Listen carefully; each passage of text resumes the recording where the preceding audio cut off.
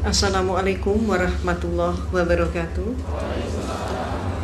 Ibu-ibu dan bapak-bapak yang dirahmati oleh Allah, alhamdulillah di siang hari ini kita masih diberi kesempatan untuk berjumpa dalam keadaan sehat walafiat dan dalam keadaan menunaikan ibadah puasa. Dan saya pun mohon maaf yang sebesar-besarnya atas keterlambatan saya. Tapi alhamdulillah Allah pun masih berkenan untuk menakdirkan kita berjumpa. Karenanya mari kita ungkapkan puji dan syukur kita kehadapan Allah Subhanahu wa taala atas semua limpahan rahmat, hidayah serta nikmat-nikmatnya. Alhamdulillahirrahman, alamal Quran, khalaqal insana alamahul bayan. Ashadu alla ilaha illallahul wahidul qahar, al-azizul ghafar, mukawwirul laili ala nahar. Wa ashadu anna muhammadan abduhu wa rasuluh, wa habibuhu wa khaliluh. Allahumma sholli ala sayyidil mursalin, wa ala alihi wa sahbihi ajmain. Wa man tabi'ahum bi isanin ila yaumidin, amma ba'd. Qala Allah Ta'ala fi kitabihil karim, a'udzu billahi minasyaitonir rajim. Bismillahirrahmanirrahim. Kuntum khairu ummatin ukhrijat lin-nasi ta'muruna bil ma'rufi wa tanhauna 'anil munkari wa tu'minuna billah al-ayah. Wa qala Rasulullah sallallahu alaihi wasallam, kullu mauludin yuladu 'alal fitrah fa abawahu yuhawidanihi ayunasironihi ayumajisonihi. Ibu-ibu dan bapak-bapak yang dirahmati oleh Allah, saya yang berada di hadapan ibu dan bapak adalah sebagai salah satu contoh mantan kafir. Dan disebut dengan istilah mantan kafir, saya pun mengucapkan alhamdulillah. Karena mantan kafir itu adalah orang yang mendapatkan hidayah Allah. Sangat berbeda kalau disebut mantan santri, mantan ustadz, ataupun mantan kiai. Na'udzubillah. Karena dia bukan mendapatkan hidayah Allah, tapi sebaliknya mendapatkan laknat Allah. Perbedaan antara saya dengan ibu bapak seluruhnya, saya lahir dari keluarga yang beragama Katolik. Sedangkan ibu dan bapak begitu lahir yang didengar adalah suara adzan dan iqamat. Ibu bapak berusia 5-6 tahun sudah masuk dalam untuk mempelajari kitab suci Al-Quran, belajar ngaji. Sedangkan saya ketika umur 6 tahun saya dimasukkan Sunday School, sekolah minggu, yaitu kursus untuk mempelajari agama Kristen ataupun Katolik. Dan saya mendapatkan prioritas, yaitu menikmati Sunday School secara privat yang diberikan oleh seorang Mother Overste. Mother Overste yaitu pimpinan biara. Mengapa demikian? Antara lain dikarenakan ayah ibu saya adalah donatur terbesar gereja. Ketika kemudian saya remaja, saya masuk organisasi di gereja yang namanya Legio Maria. Legio dari kata legiun, Maria maksudnya adalah Siti Maryam binti Imran, ibu daripada Nabi Isa alaihissalam. Visi misi organisasi itu adalah mencari domba tersesat. Siapa yang dimaksudkan domba tersesat? Yang dimaksudkan domba tersesat bukan kambing-kambing yang kita potong saat Idul Adha, tapi yang dimaksudkan domba tersesat adalah siapapun orangnya yang belum Kristen. Jadi seperti seluruh daripada kita yang hadir di masjid ini, itu juga disebut sebagai domba tersesat oleh mereka. Dan inilah yang diprogram untuk dikristenkan oleh mereka. 1 tahun berikutnya saya menjadi salah satu ketua terbesar dengan jumlah anggota terbesar di tanah air kita. Dan setelah itu saya masuk biara menjadi seorang biarawati atau suster. Ibu dan bapak, jujur-jujur saja saya tidak pernah bercita-cita menjadi seorang muslimah. Cita-cita saya menjadi seorang biarawati dan saat itu sudah tercapai. Namun pada saat justru saya sudah mencapai cita-cita saya, disinilah Allah menyelenggarakan kehidupan hambanya.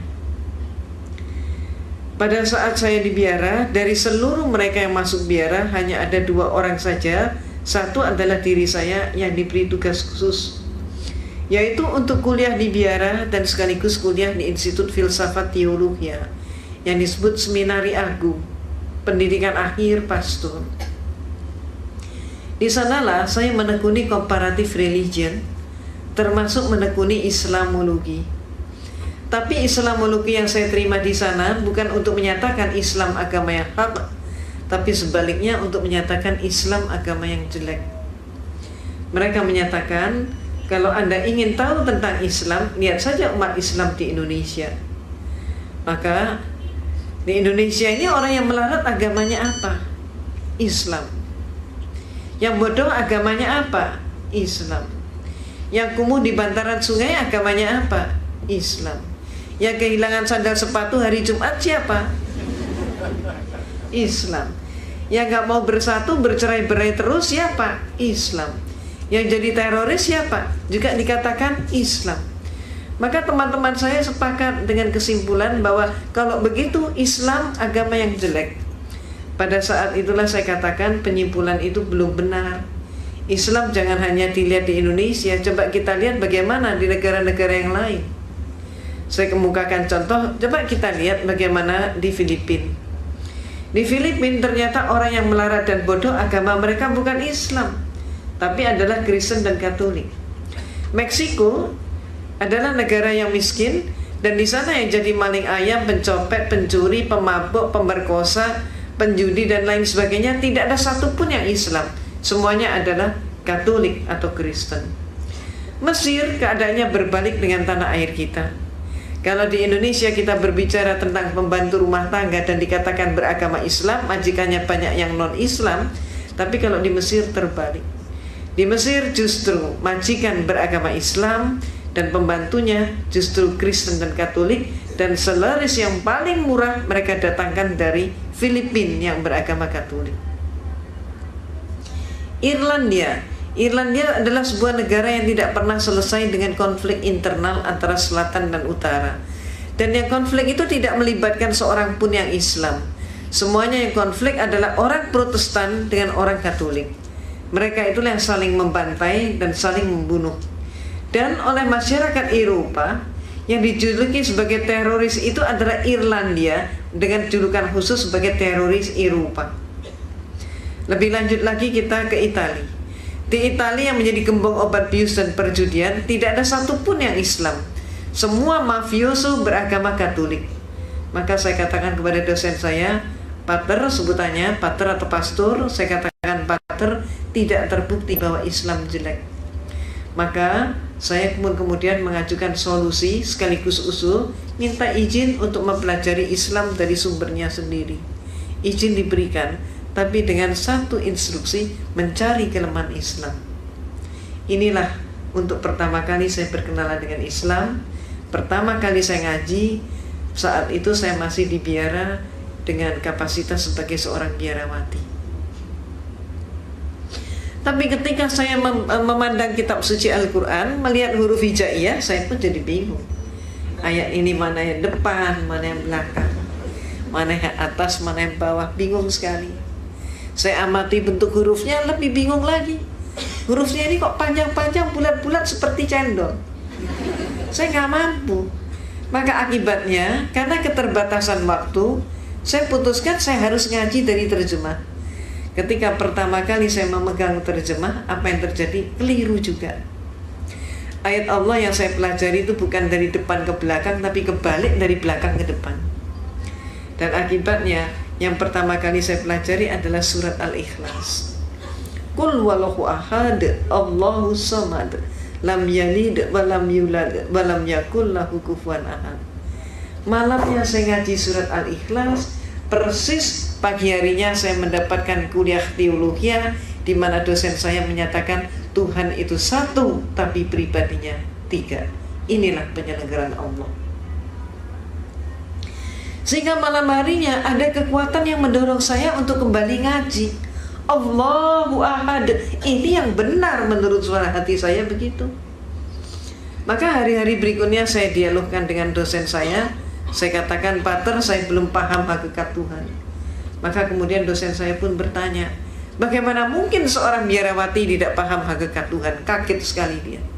Maka dia pun maju ke papan tulis, menggambar sebuah segitiga sama sisi. AB sama dengan BC sama dengan CA. Saya ditanya, segitiga ini berapa? 1. Sisinya berapa? 3. Itulah Tuhan itu 1 tapi pribadinya 3, kata dosen saya. Maka kemudian saya pun mengatakan, kalau demikian Pater, suatu saat nanti kalau dunia sudah semakin maju, ipteknya pun semakin berkembang, Tuhan itu kalau cuma 3 pribadi tidak akan mampu untuk mengurus dunia. Paling setidak-tidaknya harus mendapatkan penambahan menjadi 4 pribadi. Jawab dosen saya, tidak bisa.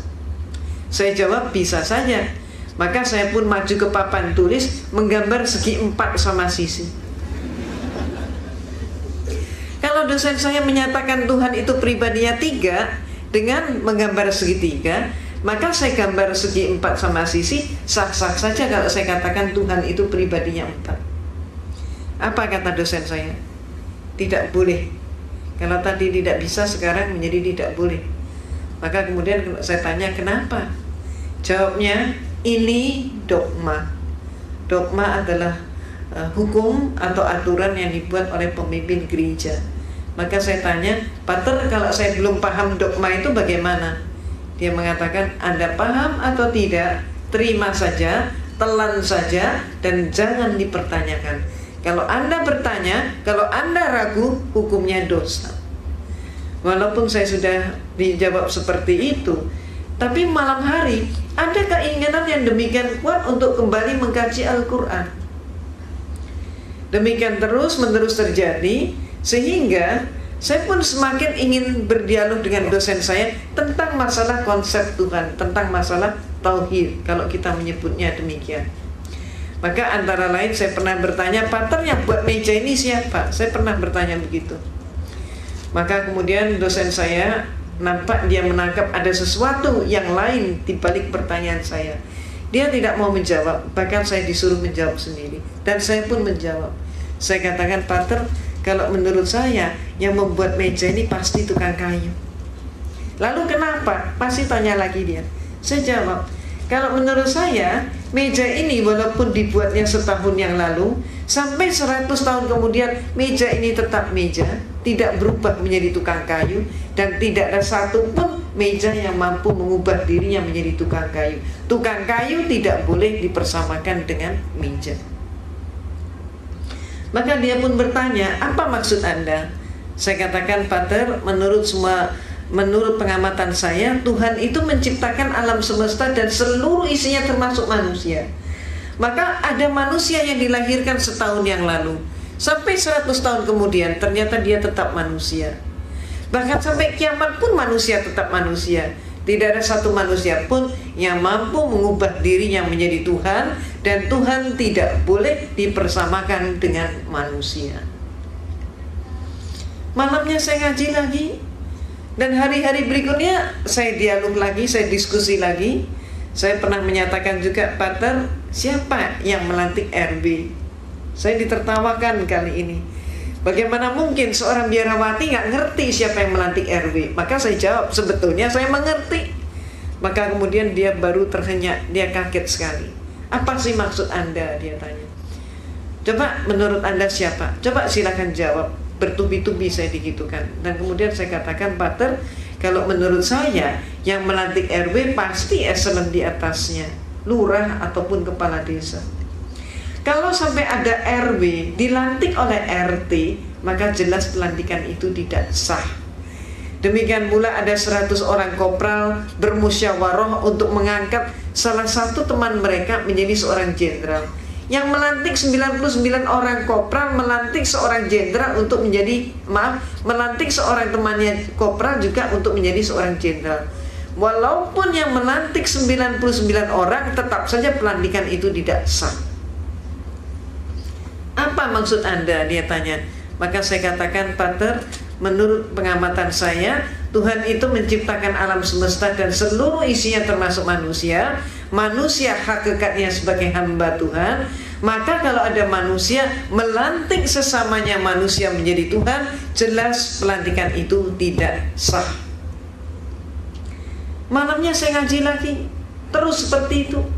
Dan kemudian saya diskusi lagi, sampai pada klimaksnya saya bertanya tentang sejarah gereja.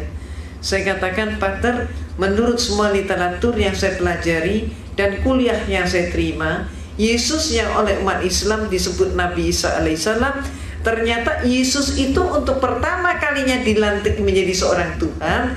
Peristiwa itu baru terjadi pada tahun 325 Masehi. Jadi sebelum tahun 325 Masehi, Yesus belum jadi Tuhan. Yang melantik Yesus jadi Tuhan siapa? Yang melantik Yesus jadi Tuhan adalah seorang raja Romawi, yaitu Konstantin. Pelantikannya terjadi dalam rangka sebuah konsili. Konsili ini bahasa Latin Romawi, artinya adalah konferensi, atau istilah kita yang lain adalah muktamar. Terjadi di kota Nizea, maka disebut konsili Nizea tahun 325 Masehi. Ini untuk pertama kalinya Yesus jadi Tuhan. Jadi sebelum itu dia belum jadi Tuhan. Sayangnya sejarah ini tidak dipahami oleh 98% umat Kristen, walaupun sejarah ini ada di dalam buku-buku mereka. Cuman dengan sengaja pemimpin-pemimpin gereja menutup sejarah tersebut agar supaya umatnya tetap tidak tahu. Kenapa? Kalau sampai umatnya tahu, umatnya akan terguncang sekali kalau mengetahui Yesus diproses dari manusia menjadi Tuhan, dan yang melantik adalah seorang manusia. Maaf, keadaan yang terjadi di tanah air kita, Kristennya sendiri juga nggak ngerti konsep ketuhanan Yesus, tidak tahu sejarahnya. Mereka kemudian menyerang kita umat Islam dengan program kristenisasi dan pemurtadan, sedangkan kita umat Islam juga sayangnya nggak tahu sejarah itu. Itu sebabnya apa yang saya informasikan ini termasuk menjadi bekal dakwah kita. Kalau ada serangan, katakanlah yang hak itu hak, yang batil itu batil. Sejarah ini perlu diungkap. Nah, Ibu dan Bapak yang dirahmati oleh Allah, maaf saya berbicaranya terlalu cepat nggak? Nggak apa-apa ya, karena kan berburu dengan, maaf, berburu membuat efisien waktu. Kok malah ditaruh di atas meja?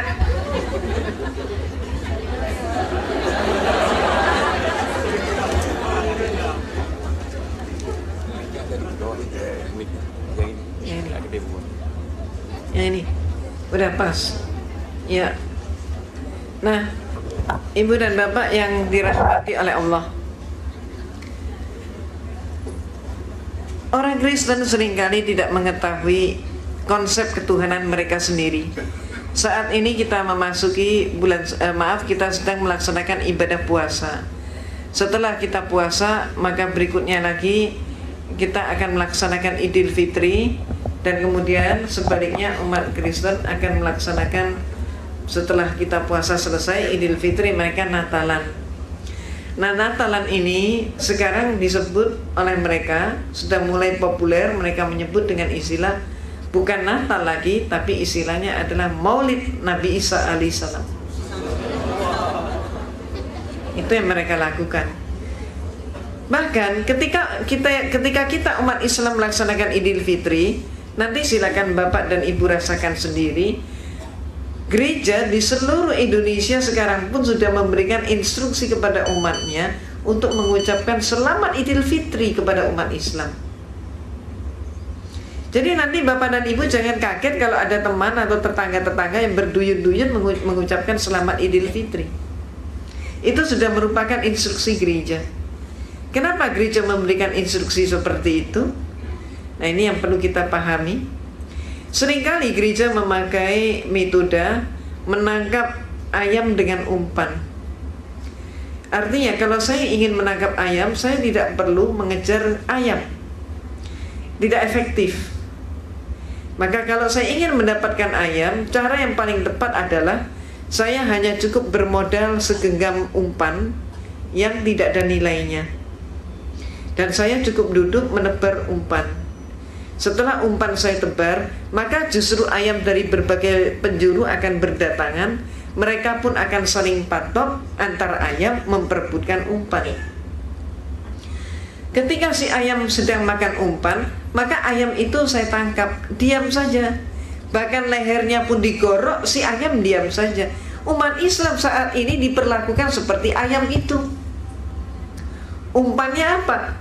Umpannya adalah contoh sembako, pakaian bekas, obat-obatan, beasiswa. Dan yang sekarang marak dilakukan oleh gereja adalah hitanan massal gratis. Gereja menyelenggarakan hitanan massal gratis.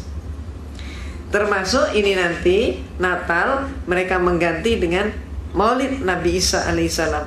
Mereka mendahului memberikan ucapan selamat Idul Fitri. Itu umpannya, ayamnya yang ingin mereka dapatkan adalah pengingkaran kita umat Islam dari akidah kita karena mengucapkan selamat Natal. Itu yang mereka kehendaki. Ibu dan Bapak yang dirahmati oleh Allah, sekaligus di sini saya menyatakan bahwa fatwa MUI tentang Natal, bahwa Natal itu haram untuk diikuti atau memberi ucapan selamat Natal, itu masih berlaku. Mengapa? Karena umat Islam ketika mengucapkan selamat Natal berarti dia mengucapkan selamat atas lahirnya Tuhan Yesus. Ini bertentangan dengan akidah kita. Kemudian ada dari kelompok Islam jaringan liberal yang mengatakan semua agama sama. Dia mengatakan kami tidak memperingati Yesus sebagai Tuhan, tapi memperingati lahirnya Nabi Isa alaihissalam.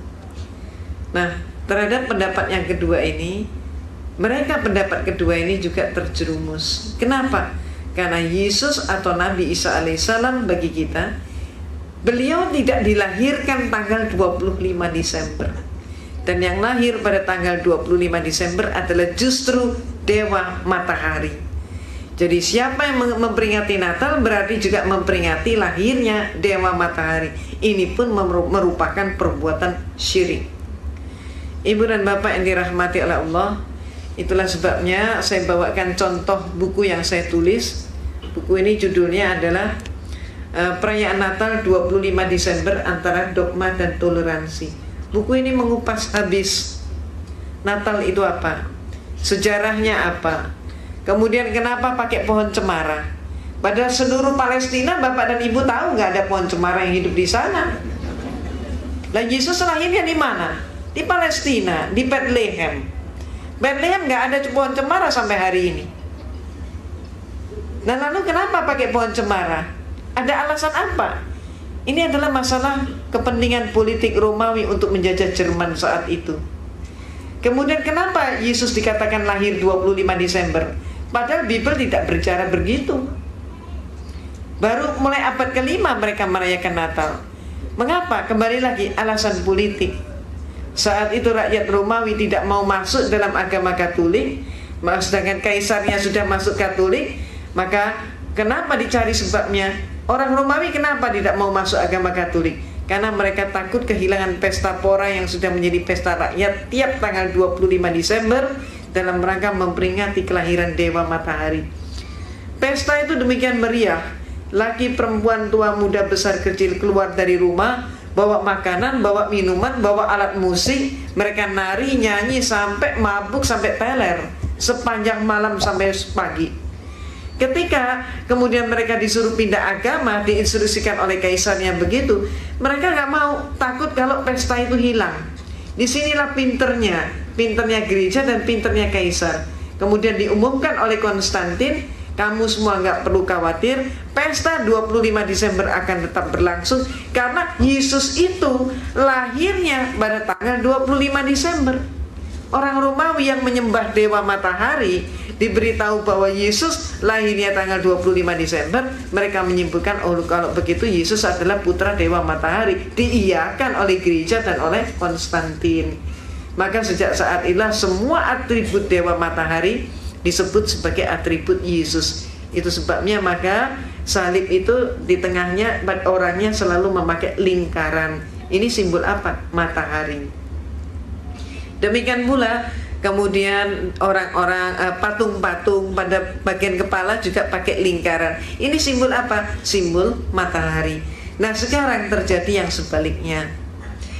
Pada periode yang lalu, gereja gencar sekali mengajak umat Islam untuk mengadakan dialog, diskusi, ataupun juga dengan seminar. Topiknya berkisar masalah mencari persamaan tauhid Islam dan Kristen, atau dengan tema yang mirip, yaitu kembali pada milah Nabi Ibrahim alaihissalam bahwa semua agama sama.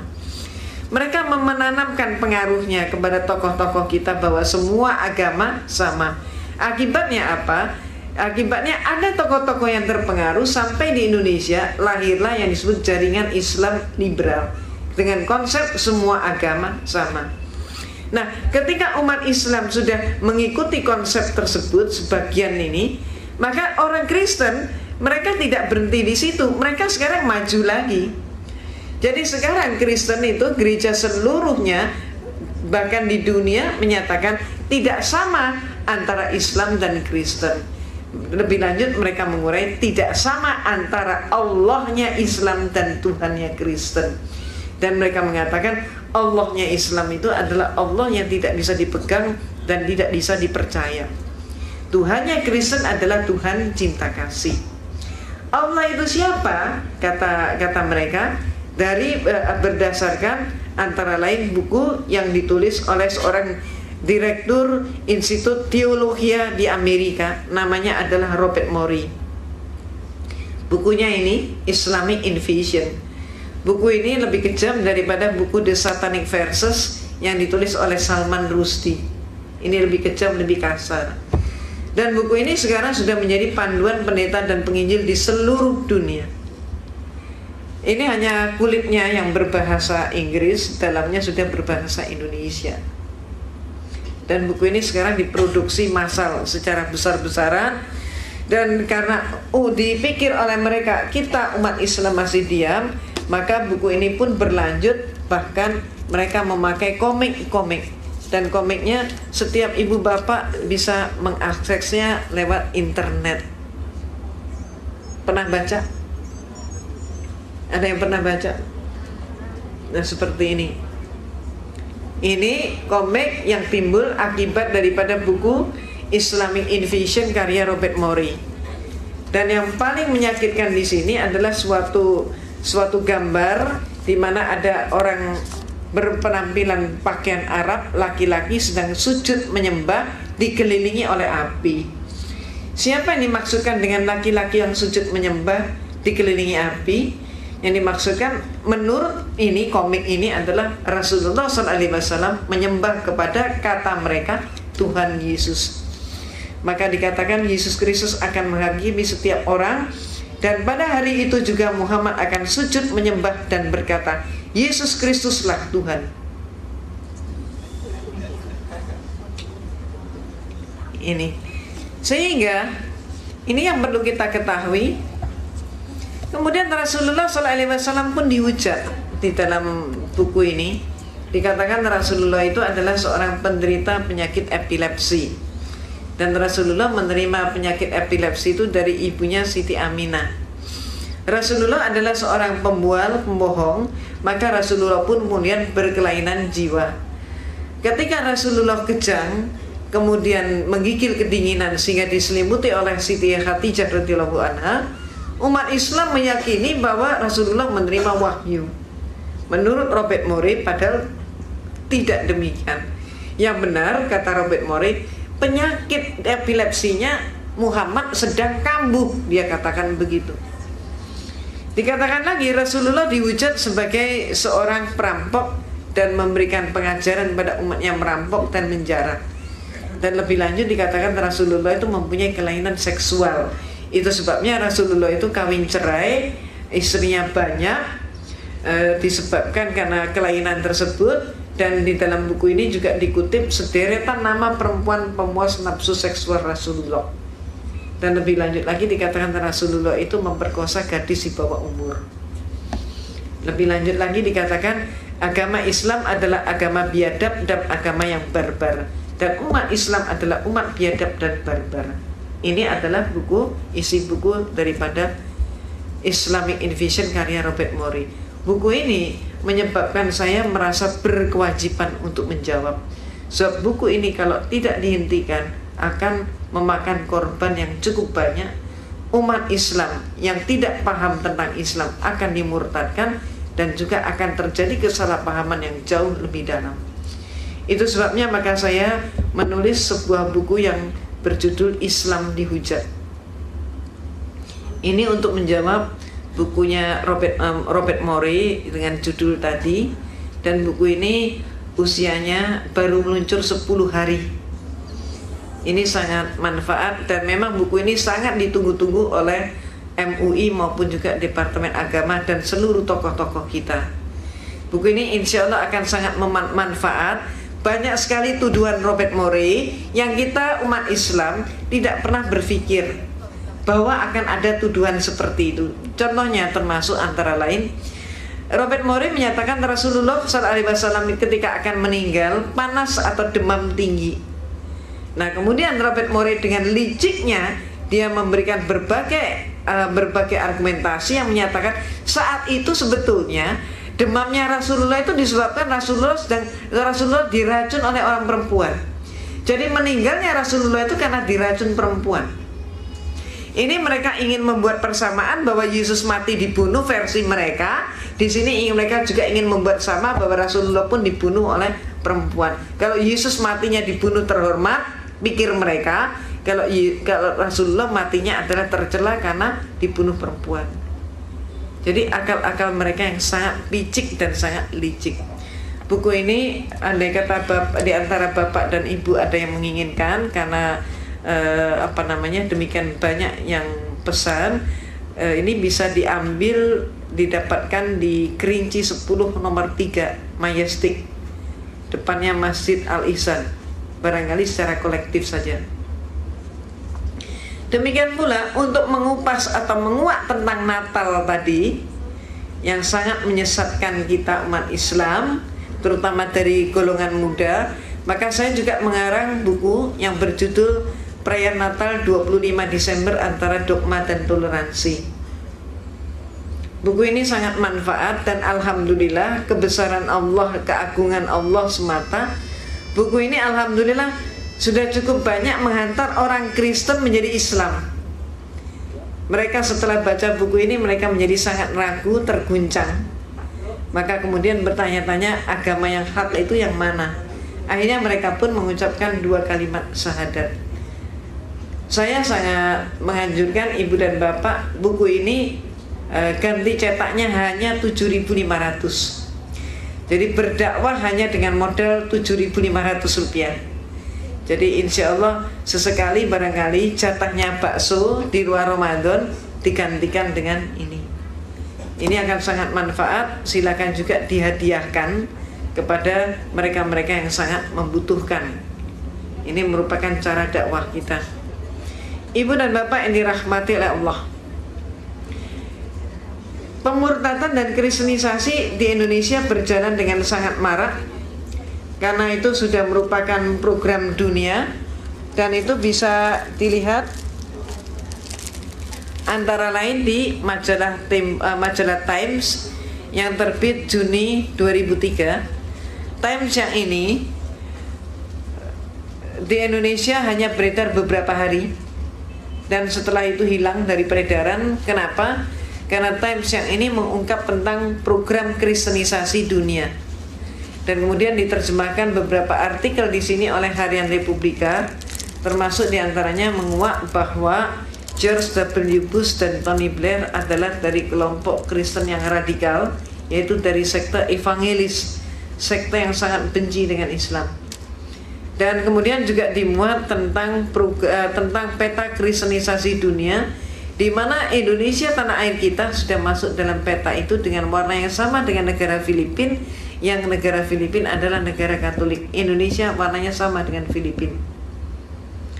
Mengapa orang Kristen mengkristenkan kita umat Islam? Ini yang seringkali tidak diketahui oleh kita. Kita umat Islam seringkali beranggapan bahwa orang lain sama dengan kita. Kita seringkali juga mengukur orang lain dengan ukuran diri kita.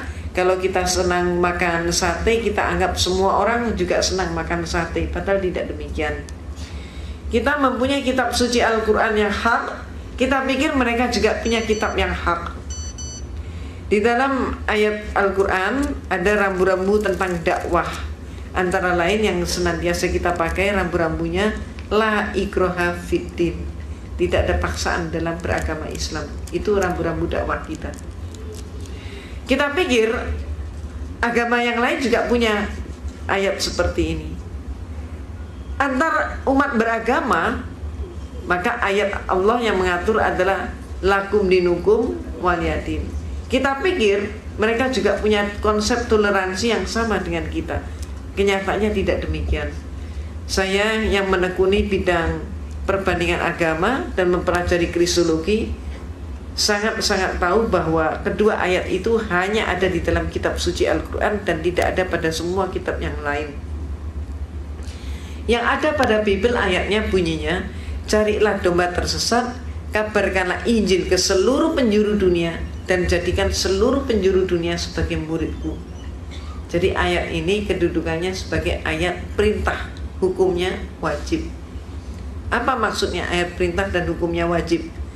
Seperti kita umat Islam, oleh Allah diberi kewajiban menegakkan sholat 5 waktu.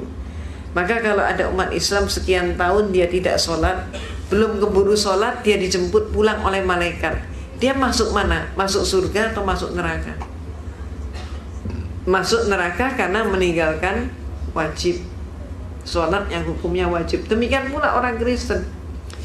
Apabila seumur-umurnya dia tidak mampu menghasilkan domba tersesat, maka kalau mati dia pun masuk neraka. Nah ini yang saya mau mengharap Bapak dan Ibu sudah saat ini sudah mulai paham. Itulah sebabnya kristenisasi itu terjadi di mana-mana. Sepanjang ada orang Kristen, di situ pun pasti terjadi kristenisasi. Dan itu sebabnya Allah pun antara lain itu sebabnya Allah pun berfirman untuk mengingatkan kita umat Islam, yaitu di dalam surat Al-Baqarah ayat 120, walan tardo ankal yahudu walan nasoro hatta tatabi'a milatahum al-ayat. Tidak akan berhentinya Yahudi dan Kristen mempengaruhi kamu sampai kamu yang Islam masuk dalam milah mereka. Milah itu bisa diartikan agama, bisa diartikan pola pikir, bisa juga diartikan dengan budaya. Artinya apa? Ayat Allah ini memberikan peringatan pada kita bahwa orang Kristen itu sampai kapanpun akan berjuang untuk memurtadkan kita umat Islam dengan berbagai macam cara. Di Indonesia, kalau umat mereka masuk dalam suatu komunitas di mana umat Islam butuh bantuan sosial, maka mereka di situ bagi sembako, pakaian bekas, obat-obatan, beasiswa, hitanan massal gratis itu. Tapi kalau mereka masuk dalam suatu komunitas di mana umat Islamnya tidak butuh bantuan sosial, maka mereka mengatakan biar saja KTP-nya tetap Islam, biar saja identitasnya tetap Islam, yang penting pikirannya diubah sama menjadi pikiran Yahudi atau Kristen, minimal sekuler, minimal mengatakan semua agama sama. Contohnya begitu. Kalau mereka kemudian mengerjakan tentang pengubahan pola pikir, itu pun bisa kita lihat dari peristiwa Sistignas kemarin. Ada apanya dengan Sistignas kemarin? Mengapa Kristen menolak Sistignas? Ini terungkap dari sebuah majalah yang antara lain yang terbit di Amerika, majalah Fortune, Juli 2001. Dari Juli 2001 yang lalu, majalah Fortune sudah mengingatkan kita umat Islam. Cover depan majalah itu adalah James Riyadi. Titelnya James Riyadi, The Most Dangerous Man to Muslim. Apa bahayanya James? Menurut Fortune, James telah mendeklarasikan diri menjadi seorang penginjil. Tugasnya menginjili bangsa Indonesia yang mayoritas Islam. Caranya mendirikan 1000 buah sekolah, yang mana sekolah-sekolah itu rencananya digratiskan. Nah, kalau ada sekolah gratis, pemerintah juga sudah menghentikan subsidi pendidikan, sekolah jadi mahal, yang masuk berebut ke situ siapa? Umat Islam. Dibeli pelajaran apa? Agama Kristen. Inilah kristenisasi melalui pendidikan. Itu sebabnya kemarin mereka menolak mati-matian Sistiknas. Dalam posisi seperti itu, ada hal lain yang bisa kita tarik hikmahnya. Perjuangan Yahudi dan Kristen adalah dengan mengubah pola pikir seseorang, termasuk siapapun dia, termasuk tokoh kita, diperjuangkan sehingga ikut pola pikirnya, ikut Yahudi dan Kristen. Peristiwa Sistiknas kemarin membuktikan kepada kita ada seorang tokoh yang juga mengganjal Sistiknas, ikut dengan pola pikir mereka dengan menyatakan urusan moralitas bukan merupakan urusan negara. Akibatnya apa? Pendidikan agama pun sekarang 1 minggu hanya 2 jam saja. Ibu dan bapak yang dirahmati oleh Allah, budaya bisa kita lihat contohnya. Tapi mohon maaf, sebelum saya menyampaikan lebih lanjut, saya ada yang lupa, tolong saya diingatkan. Mau kan ngingetin saya, Pak? Ibu-ibu jangan juga mau kan? Itu Valentine Day itu tanggal berapa? Ya, 14 Februari. Kalau hari Natal tanggal berapa? 25 Desember. 1 Muharram kemarin tanggal berapa?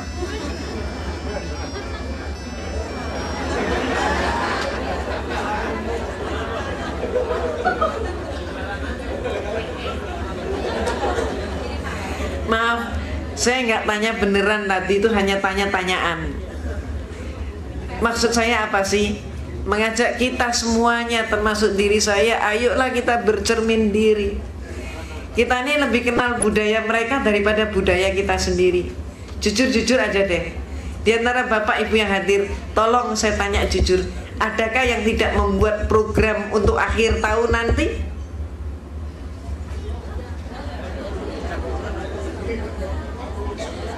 Saya tanya deh. Kebanyakan di antara kita itu sudah punya program nanti akhir tahun mau kemana, di mana, acaranya apa. Itulah kita. Tapi coba kita introspeksi semua, termasuk diri saya. Ketika malam 1 Muharram kita berbuat apa? Gak buat apa-apa. Persis 1 Muharram pun kalau kalender gak ada, kita juga lupa. Itulah, maaf, kondisi kita. Dan kondisi ini sudah diketahui oleh orang Kristen. Contoh lagi, 1 tahun yang lalu kalau saya bertanya kepada ibu-ibu majelis taklim, ibu pernah tahu biarawati, suster? Ada yang bilang belum, 1 tahun yang lalu. Tapi masuk tahun 2003, seluruh tanah air kita kalau saya tanya, ibu pernah lihat biarawati? Tahu? Tahu. Dari mana? Film. Apa namanya? Dulce Maria. Semua. Itu film Dulce Maria, itu film propaganda gereja Katolik, tapi pemirsanya justru kebanyakan umat Islam. Sukses dia. Coba ibu-ibu ya, nanti buktikan, bapak-bapak silakan buktikan. Pulang dari kantor nanti sore, tanya deh kepada anak tetangga. Anak kecil tuh ditanyain. Silakan tanya begini, kamu ingat Dulce? Ingat. Ingat Shinchan? Shinchan itu ingat. Kemudian ubah pertanyaan, kamu ingat Hasan dan Husin? Siapa? Maaf, itu anaknya orang Islam 7 turunan itu. Hasan Husin nggak kenal. Begitu juga ibu-ibu yang nggak pernah ikut majelis taklim, tetangga ibu, bapak, silakan ditanya. Ibu ingat Sisilia? Ingat. Betty Rafia? Ingat. Cassandra? Apalagi Cassandra nangis, saya ikut nangis kok. Maria Mercedes? Oh, kenal. Silakan ganti pertanyaan. Siti Fatimah radhiyallahu anha? Jawabnya hanya 1 kalimat pendek, putri Rasulullah. Titik. Enggak. Enggak kenal lagi. Padahal sekali lagi 7 turunan Islam. Inilah kondisi kita. Sekali lagi, kondisi ini sudah diketahui oleh orang-orang Kristen. Contohnya, ada seorang pendeta Kristen Betani, pemimpin gereja Betani, namanya Dr. Suradi. Dia praktek di Jalan Proklamasi tiap sore, prakteknya praktek gratis. Pasien yang datang dipersilakan makan minum dulu sampai puas, kemudian diperiksa, nggak dikasih resep, langsung kasih obat. Pulang seringkali masih diberi transport. Dia dalam berbagai seminarnya mengatakan, jangan takut-takut mengkristenkan umat Islam, karena umat Islam yang paham Al-Quran jumlah mereka tidak lebih dari cuma 2%. Maaf, tidak lebih dari cuma 10%. Ingin saya tanya pada Bapak Ibu, kira-kira benar nggak yang paham Al-Quran tidak lebih dari 10%? Prihatin kan? Ini saya bawa kaset, berkenankah Bapak Ibu saya perdengarkan 1 menit? Boleh? 1 menit setengah? Oh, boleh. Baik. Kaset ini, jangan nantang maghrib dong. Kaset ini, mari kita tebak. Dalam kehidupan kita ada 3 buah macam bacaan. Bacaan pertama, kitab suci Al-Quran. Bacaan kedua, puji-pujian. Bacaan ketiga, bacaan yang lain. Dari Ahwat sudah pernah dengar belum? Yang dengar, sekarang kita saksikan mereka yang belum tahu jawabnya apa. Kita saksikan bersama. Nah, mari kita tebak, ini bacaan apa? Al-Quran kah?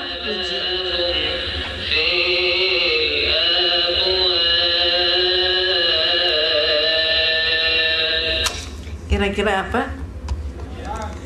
Pujian atau Al-Quran? Al-Quran atau pujian? Gimana? Al-Quran atau pujian? Pujian atau Al-Quran? Baik, banyak yang menjawab pujian.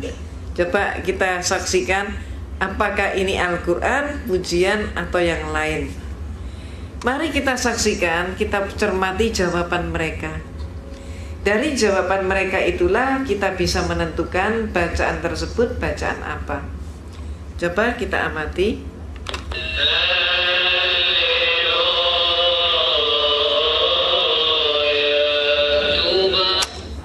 Apa jawabnya? Haleluya. Coba sekali lagi.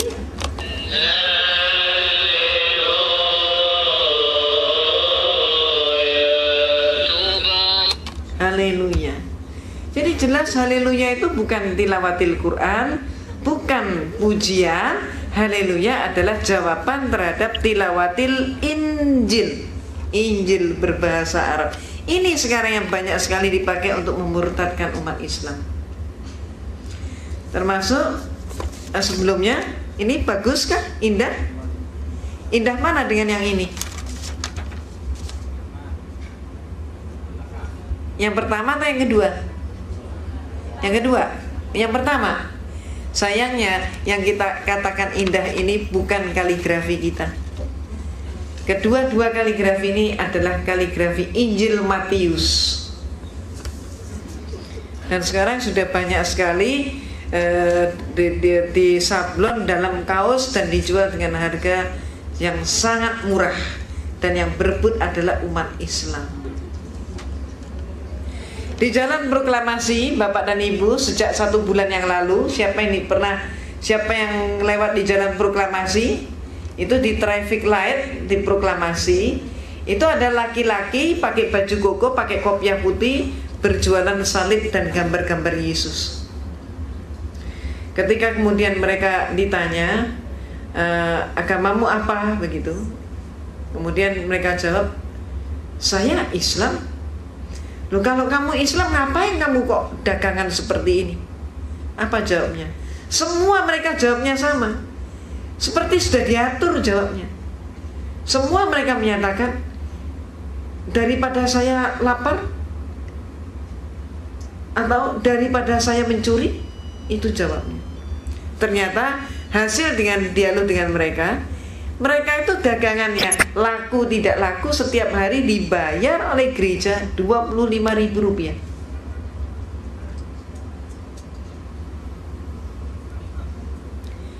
Kemudian silakan Bapak Ibu cermati, didengarkan anak-anak ngamen di bus itu. Lagunya lagu apa? Banyak yang sudah pakai lagu gereja.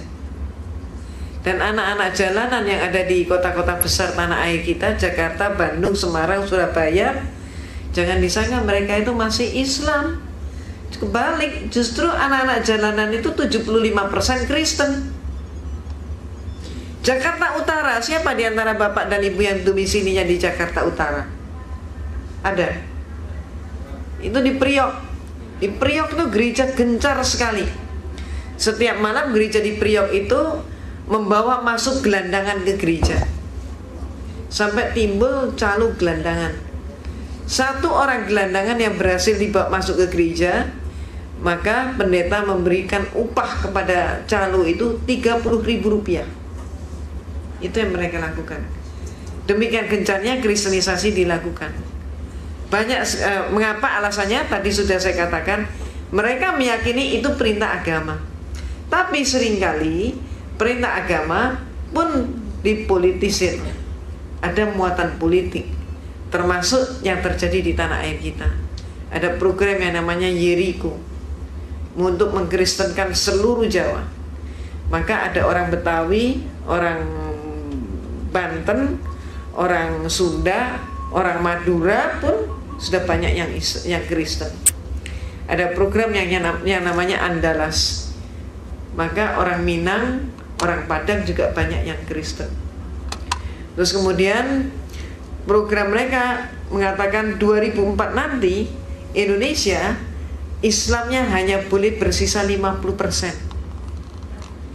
Jadi kalau tahun 90 kita itu 90%, kemudian menurun menjadi 75%, maka tahun depan kita ditarget hanya sisa 50%. Untuk itu mereka melakukan cara apapun yang diperbolehkan, segala cara diperbolehkan oleh Bible. Kita lihat di dalam surat Roma pasal 3 ayat 7. Di situ ayatnya berbunyi, kalau karena dustaku kerajaan Allah semakin berkembang, kenapa aku masih dihukumi sebagai orang berdosa? Artinya apa? Dusta untuk siar agama menurut Kristen boleh-boleh saja.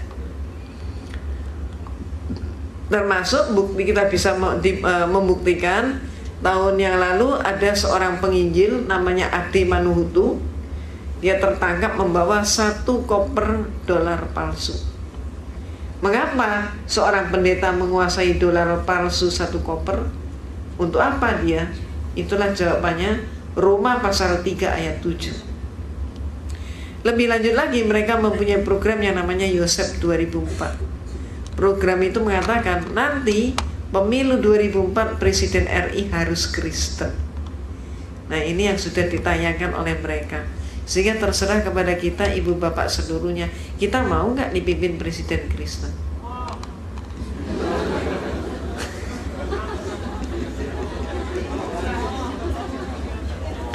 Permasalahannya kalau nggak mau, kita sudah berbuat apa?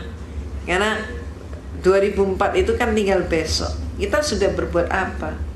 Peringatan Allah di dalam surat Ar-Ra'd, innallaha la yughayyiru ma biqaumin hatta yughayyiru ma bi anfusihim. Tidak akan berubah nasib suatu kaum kalau kaum itu tidak berjuang untuk mengubahnya. Nah, kita sudah berbuat apa? Kalau sampai hal itu terjadi, yang paling menderita adalah anak cucu kita. 2004 nanti, Kristen belum mampu menampilkan figur seorang Kristen sebagai calon presiden. Maka dia, sebagaimana peringatan Allah di dalam surat Al-Baqarah ayat 120 tadi, mereka akan menampilkan orang yang beridentitas Islam tapi pikirannya sudah mengikuti pikiran Kristen dan Yahudi. Itu nanti akan disupport oleh mereka. Bahkan Amerika pun akan mensupport No Limit. Maka perlu kita pertanyakan, kalau kita tidak menginginkan kesengsaraan menimpa anak cucu kita, maka mulai sekarang hendaknya kita pun merapatkan barisan. Lalu siapa yang jadi pemimpin kita? Siapa yang kita tokohkan? Jangan mencari idola siapapun kecuali Rasulullah Sallallahu Alaihi Wasallam. Dari mana kita memulai? Ibda binafsik, dari diri kita sendiri. Mulai sekarang hendaknya kita membendung pemurtadan. Caranya, kita saat ini mari mempelajari visi, misi, dan strategi mereka sehingga bisa membendung pemurtadan dan kristenisasi. Perlu Bapak Ibu ketahui, gereja di seluruh Indonesia gencar sekali mempelajari Islamologi. Maka mereka berhasil membuat demikian banyak brosur yang sepertinya brosur Islam, tapi adalah brosur Kristen. Kenapa? Karena mereka mempelajari Islamologi. Pakai ayat Al-Quran dan hadis Rasulullah, tapi semua ayat dan hadis yang dipakai sengaja dipelencengkan. Akademi Kepolisian mempelajari kriminologi. Bukan maksudnya supaya polisi menjadi penjahat, tapi supaya mampu menangkap penjahat. Demikian pula saat ini, karena Kristen sudah menyerang umat Islam untuk dimurtadkan sedemikian rupa, kita sudah waktunya untuk mengkaji visi misi strategi Kristen. Bukan untuk menjadi orang Kristen, tapi menghentikan pemurtadan dan kristenisasi. Ini contohnya. Ada sebuah institut teologi namanya Kalimatullah. Ini dosennya pakai kopiah, pakai jilbab. Apa mata kuliahnya? Antara lain kurikulumnya yang disajikan adalah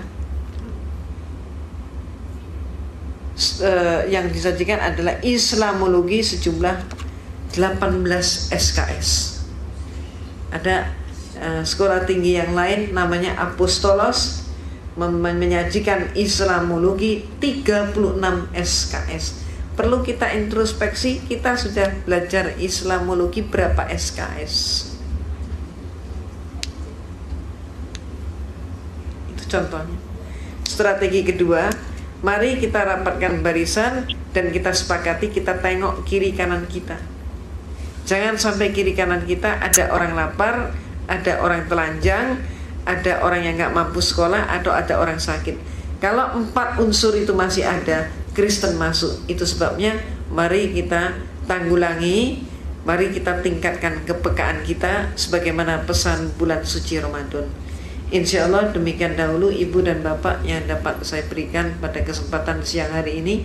Maaf tidak sampai tuntas, dan sekali lagi juga maaf atas keterlambatan saya.